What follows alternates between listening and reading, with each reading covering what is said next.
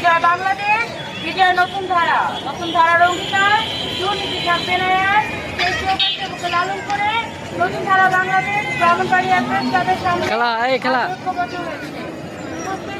হালকা হালকা একটু চাপ দেন, ভিডিওটা কষ্ট করে উঠতেছে এনতে। সবাইকে জানাচ্ছি আসসালামু আলাইকুম।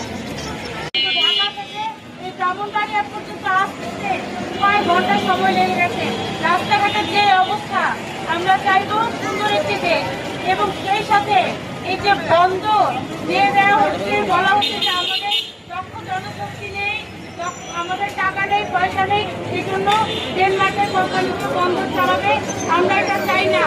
আমরা চাই আমাদের দেশের মানুষ শিক্ষিত হবে, আমাদের দেশের মানুষ বন্ধ চালাবে।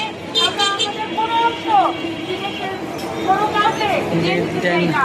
বিজয় বাংলাদেশ, বিজয় নতুন ধারা। আজ নতুন ধারা বাংলাদেশের অনুষ্ঠানে এসেছেন রানা ভাই, ওয়াজুদ রানা ভাই, জীবন ভাই, সেই সাথে যারা উপস্থিত হয়েছেন সবাইকে কৃতজ্ঞতা এবং উপস্থিত সবাইকে জানাচ্ছি আন্তরিকভাবে সালাম।